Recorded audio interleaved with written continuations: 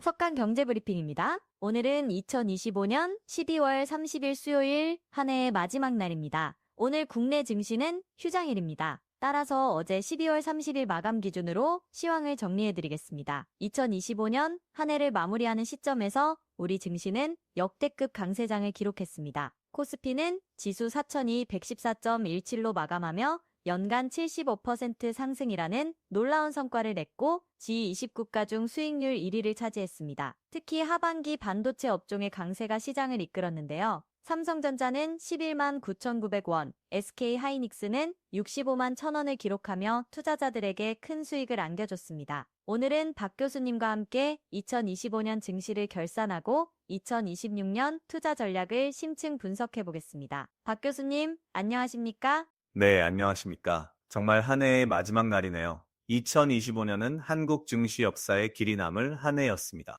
그렇습니다.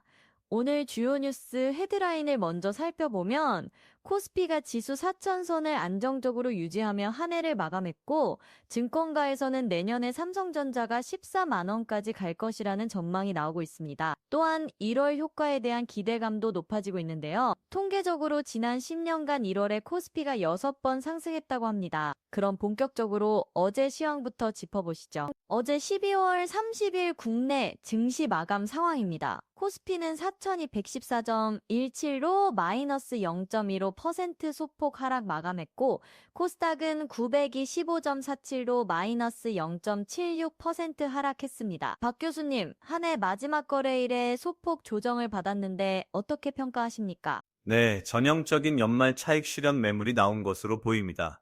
코스피가 연간 75%라는 엄청난 상승률을 기록했기 때문에 마지막 날 일부 투자자들이 수익을 확정하려는 움직임이 나타난 것이죠. 하지만 낙폭이 0.15%에 불과했다는 점에서 시장의 펀더멘털은 여전히 견고하다고 볼 수 있습니다. 특히 주목할 점은 4,200선을 안정적으로 지키고 있다는 것입니다. 코스닥의 하락폭이 0.76%로 상대적으로 컸는데요. 코스닥은 올해 바이오 업종에 개인 투자자들이 집중 매수했는데 연말 정리 매물이 더 많이 나온 것으로 분석됩니다. 하지만 코스닥도 연간으로 보면 상당한 상승률을 기록했습니다. 뉴스에서도 나왔듯이 개인이 살린 코스닥기라는 표현이 나올 정도로 개인 투자자들의 역할이 컸습니다. 거래 대금은 어땠습니까? 연말 마지막 거래일이었지만 거래 대금은 비교적 양호한 수준을 유지했습니다. 이는 시장 참여자들이 여전히 적극적으로 포지션을 조정하고 있다는 의미입니다. 특히 외국인 투자자들의 동향이 중요한데 올해 외국인들은 게임 체인저 역할을 했습니다. 상반기에는 매도세를 보이다가 하반기 들어 대규모 순매수로 전환하면서 코스피 4천 돌파의 주역이 됐죠. 개별 종목 움직임을 살펴보겠습니다. 반도체 대장주인 삼성전자는 11만 9,900원으로 플러스 0.33% 소폭 상승했고 SK하이닉스는 65만 1,000원으로 플러스 1.72% 상승하며 강세를 이어갔습니다. 박 교수님, 반도체 업종이 한 해 내내 시장을 이끌었는데 어제도 견조한 모습이었네요. 맞습니다. 특히 SK하이닉스의 강세가 눈에 띕니다. 65만 원 선을 돌파하며 65만 닉스라는 별명까지 얻었는데요. 이는 HBM, 고대역폭 메모리 시장에서의 독보적인 위치를 반영한 것입니다.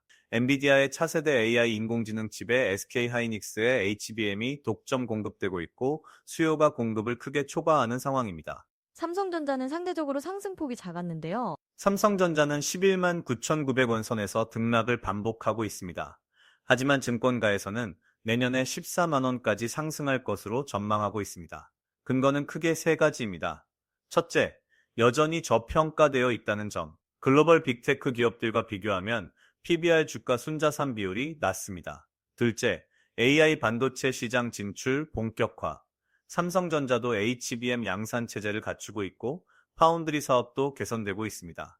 셋째, 수급 우위. 외국인과 기관이 지속적으로 매수하고 있어 주가 상승 모멘텀이 충분하다는 분석입니다. 네이버는 24만 2,500원으로 플러스 0.21% 소폭 상승했습니다. 뉴스를 보니 외국인이 삼성전자를 살 때 개인은 네이버를 샀다고 하던데요.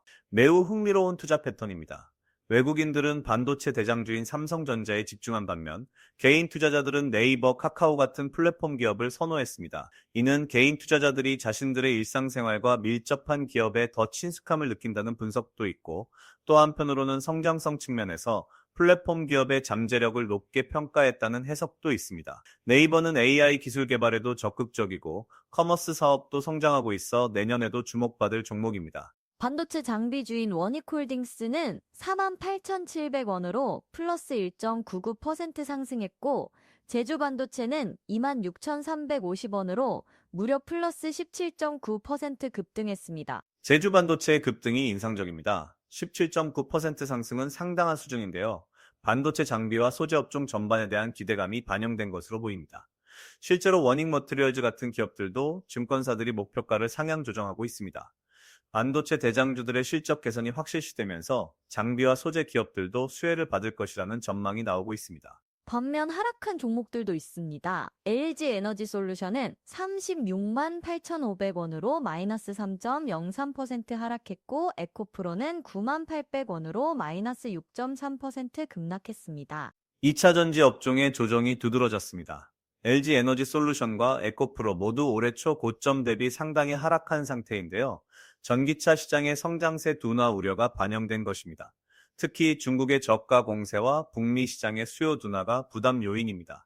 하지만 장기적으로는 전기차 시장이 계속 성장할 것이기 때문에 현재 주가 수준은 매력적인 매수 구간이라는 의견도 있습니다. 고려아연은 131만 6천 원으로 마이너스 4.08% 하락했는데, 유상증자 관련 이슈가 있었죠. 네, 고려아연은 경영권 분쟁 과정에서 대규모 유상증자를 진행하면서 논란이 있었습니다.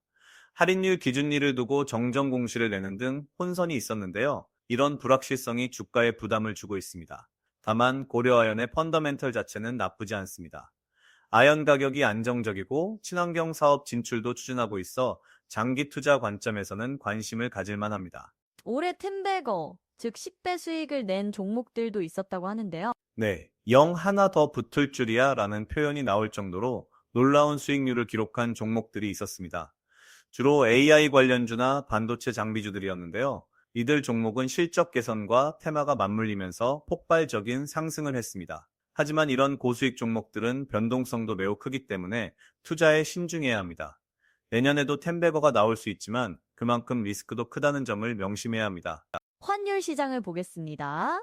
원달러 환율은 1442.22로 플러스 0.52% 상승했습니다.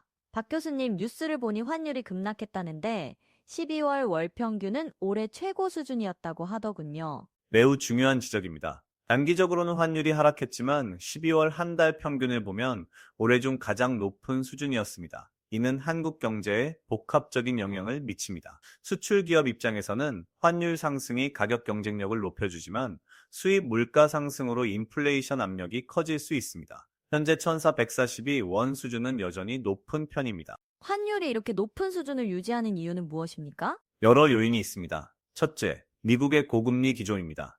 미국 연방준비제도가 금리를 높게 유지하면서 달러 강세가 지속되고 있습니다. 둘째, 한국의 정치적 불확실성입니다. 정치 리스크가 부각되면 외국인 투자자들이 자금을 회수하면서 원화 약세 압력이 커집니다. 셋째, 글로벌 경기 둔화 우려입니다. 안전자산 선호 현상으로 달러 수요가 증가하고 있습니다. 한국은행의 통화 정책은 어떻게 전망하십니까? 한국은행은 딜레마에 빠져 있습니다. 경기 부양을 위해서는 금리를 내려야 하는데 환율 안정을 위해서는 금리를 유지하거나 올려야 합니다. 현재로서는 점진적인 금리 인하가 예상되지만 미국 연준의 정책 방향을 보면서 신중하게 결정할 것으로 보입니다. 내년 상반기에 한두 차례 소폭 인하가 있을 수 있지만 대폭적인 인하는 어려울 것 같습니다. 국내 경제 지표는 어떻습니까? 수출은 선방하고 있습니다. 특히 반도체 수출이 호조를 보이면서 무역 수지가 개선되고 있습니다.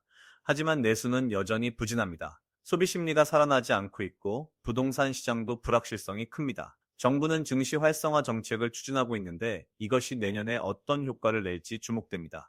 글로벌 시장 상황을 보겠습니다.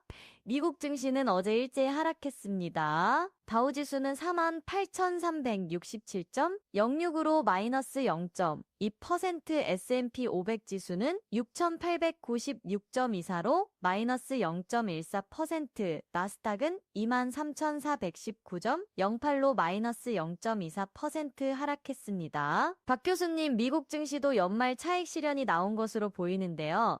맞습니다. 미국 증시도 올해 상당한 상승률을 기록했기 때문에 연말 수익 실현 매물이 나왔습니다. 하지만 낙폭이 0.2% 내외로 제한적이었다는 점에서 시장 심리는 여전히 견고합니다. 다우지수가 48,000선을 유지하고 있고 S&P 500은 6,800선을 지키고 있습니다. 나스닥도 23,000선 위에서 안정적입니다. 빅테크 종목들의 움직임은 어땠습니까? 빅테크도 소폭 조정을 받았습니다. 엔비디아는 187.54달러로 마이너스 0.36%, 애플은 273.08달러로 마이너스 0.25% 하락했습니다. 테슬라는 454.43달러로 마이너스 1.13%로 낙폭이 상대적으로 컸습니다. TSMC는 299.58달러로 마이너스 0.45% 하락했습니다. 테슬라의 하락폭이 큰데 특별한 이유가 있습니까? 테슬라는 최근 일론 머스크의 정치 활동과 관련된 논란이 주가에 부담을 주고 있습니다. 또한 전기차 시장의 경쟁 심화도 우려 요인입니다. 중국 전기차 업체들의 약진으로 시장 점유율 방어가 쉽지 않은 상황입니다. 하지만 테슬라의 기술력과 브랜드 파워는 여전히 강력하기 때문에 장기 투자자들은 이런 조정을 매수 기회로 볼 수도 있습니다. 엔비디아는 AI 반도체 시장에서 독보적인데 왜 하락했을까요? 엔비디아에 대해서는 AI 거품론이 제기되고 있습니다. 주가가 너무 빨리 올랐고 밸류에이션이 부담스러운 수준이라는 지적입니다. 하지만 실적은 여전히 강력합니다. AI 칩 수요는 계속 증가하고 있고 엔비디아의 시장 지배력은 흔들리지 않고 있습니다.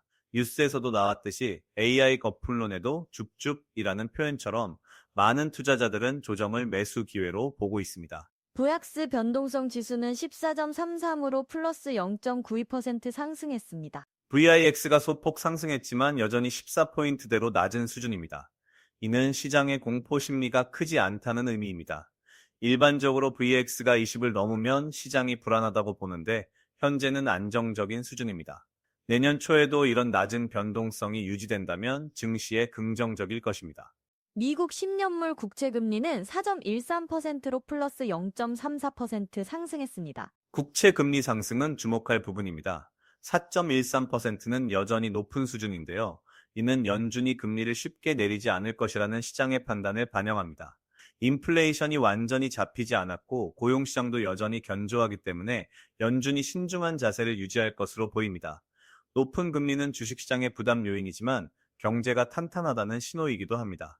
증권가에서는 내년 코스피 목표를 4,500에서 5,000까지 다양하게 제시하고 있습니다. 낙관론의 근거는 명확합니다. 첫째, 반도체 슈퍼사이클이 계속됩니다. AI 수요는 앞으로 몇 년간 지속될 것이고 한국 반도체 기업들은 이 시장의 핵심 공급자입니다. 둘째, 기업 실적 개선입니다. 반도체뿐 아니라 자동차, 화학 등 주요 업종의 실적이 나아질 것으로 예상됩니다. 셋째, 밸류에이션 재평가입니다. 코리아 디스카운트 해소가 본격화되면 추가 상승 여력이 충분합니다. 하지만 우려 요인도 있지 않습니까? 물론입니다. 가장 큰 우려는 대형주 쏠림 현상입니다. 현재 삼성전자, SK하이닉스 등 소수 종목에 자금이 집중되면서 중소형주는 소외되고 있습니다. 시장 전체가 건강하게 상승하려면 저변이 확대되어야 하는데 지금은 양극화가 심화되고 있습니다. 또한 미국 경기 둔화 가능성, 중국 경제 불확실성, 지정학적 리스크 등 외부 변수들도 상존합니다. 1월 효과에 대한 기대도 있는데 통계적으로 근거가 있습니까? 네, 지난 10년간 1월에 코스피가 6번 상승했습니다. 60%의 확률이죠. 1월 효과는 여러 이유로 설명됩니다. 연말 배당락 이후 재매수, 새해 펀드 자금 유입, 투자 심리 개선 등입니다.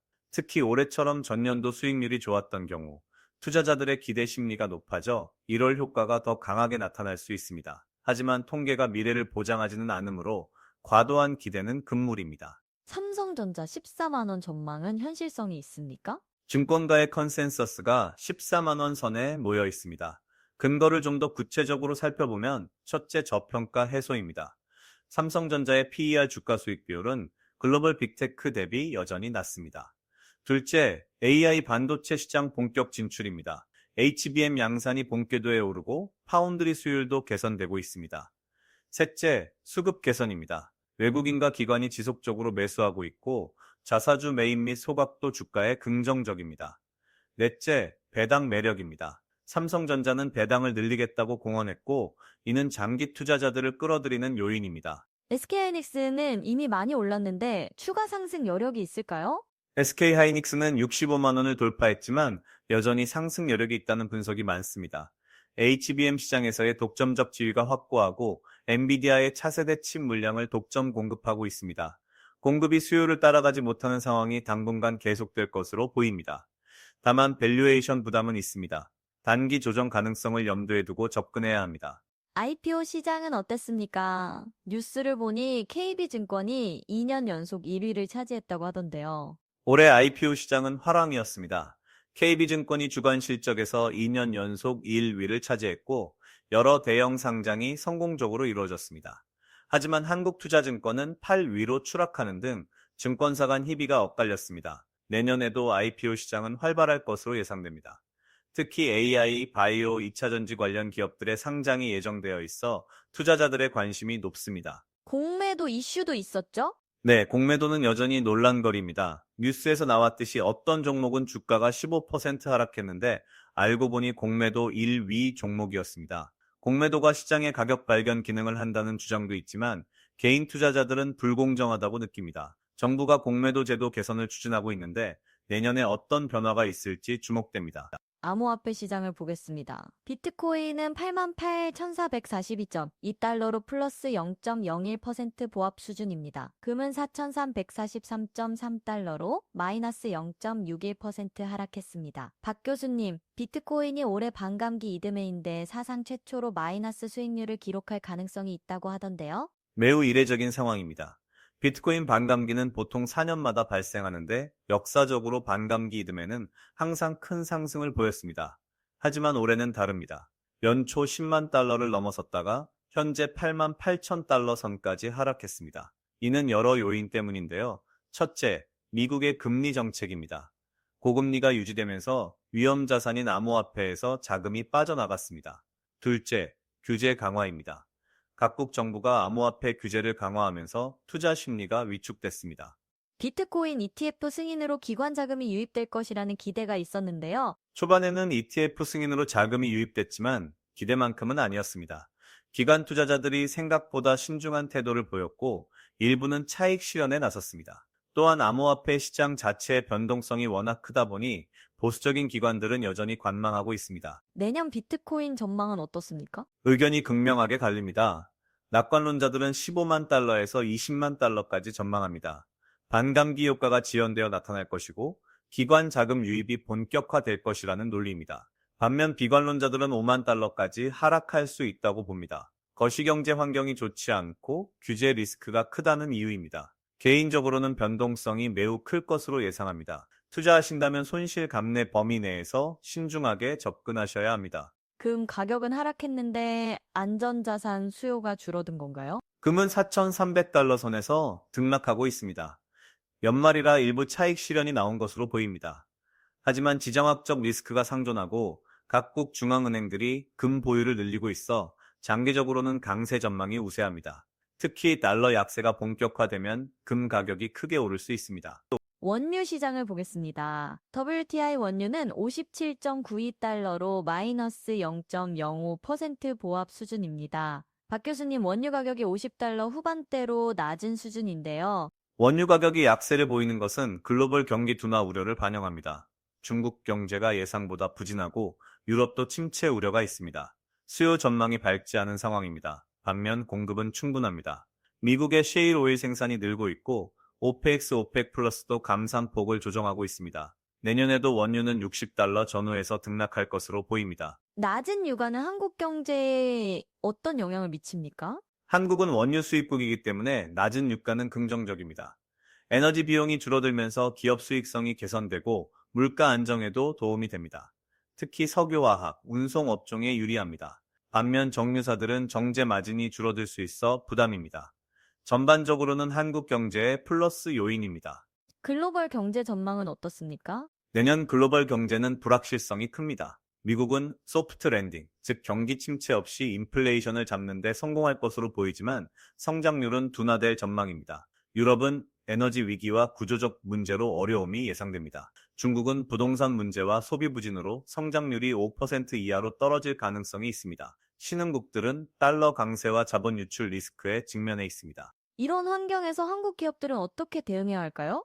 한국 기업들은 기술 경쟁력 강화에 집중해야 합니다. 특히 반도체, AI, 2차 전지 같은 미래 산업에서 선두를 유지하는 것이 중요합니다.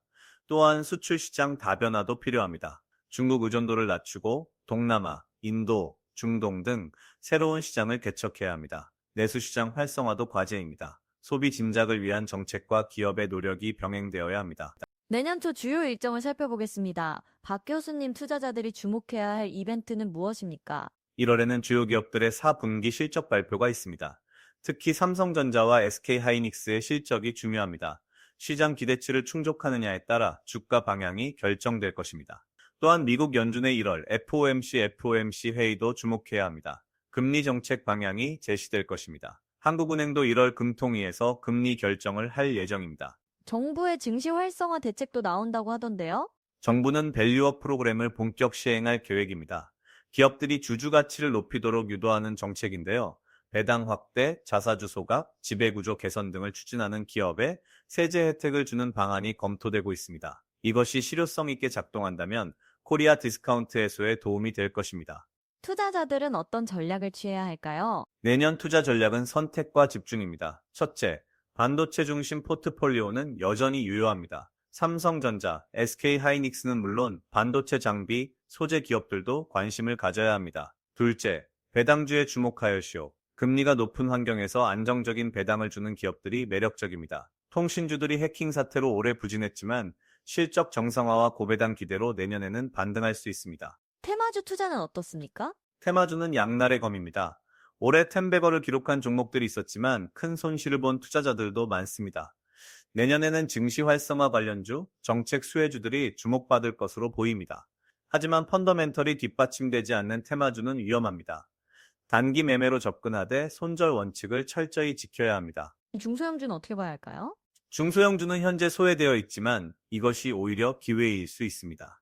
대형주 대비 밸류에이션이 매력적인 종목들이 많습니다. 특히 실적이 개선되고 있는데 주가가 따라오지 못한 종목들을 발굴하는 것이 중요합니다. 다만 유동성이 낮아 변동성이 크므로 분산 투자가 필수입니다. 해외 주식 투자는 어떻습니까? 미국 주식은 여전히 매력적입니다. 빅테크 기업들의 실적이 견조하고 미국 경제도 상대적으로 양호합니다. 다만 밸류에이션 부담이 있어 조정 시 분할 매수하는 전략이 좋습니다. 신흥국 주식은 선별적으로 접근해야 합니다. 인도, 베트남 같은 성장 시장은 장기 투자 관점에서 관심을 가질 만합니다. 채권 투자는 어떻습니까? 금리가 정점 근처에 있다면 채권 투자를 고려할 시점입니다. 특히 안정적인 이자 수익을 원하는 보수적 투자자들에게 적합합니다. 회사채 중에서 신용등급이 양호한 종목들을 선택하면 주식보다 낮은 리스크로 적정 수익을 얻을 수 있습니다. 마지막으로 투자자들에게 당부 말씀 부탁드립니다. 올해 코스피가 75% 올랐다고 해서 내년에도 같은 수익률을 기대하는 것은 위험합니다. 시장은 항상 변동성이 있고 예상치 못한 리스크가 발생할 수 있습니다. 따라서 분산 투자 원칙을 지키고 자신의 투자 성향에 맞는 포트폴리오를 구성하는 것이 중요합니다. 또한 단기 등락에 일희일비하지 말고 장기적 관점에서 우량 기업에 투자하는 자세가 필요합니다. 무엇보다 투자는 여유 자금으로 하셔야 합니다. 빚을 내서 투자하거나 생활 자금을 투자하는 것은 절대 금물입니다.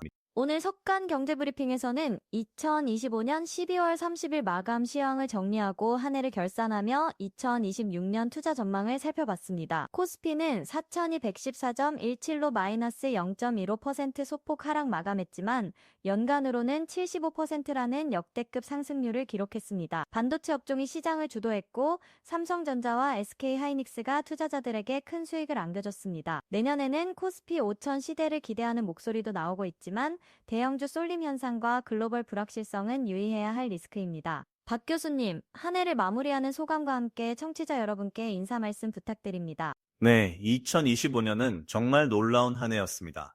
많은 투자자분들이 좋은 수익을 거두셨을 것으로 생각됩니다.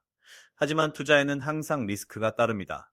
내년에도 기회는 있지만 신중하고 현명한 투자 결정이 필요합니다.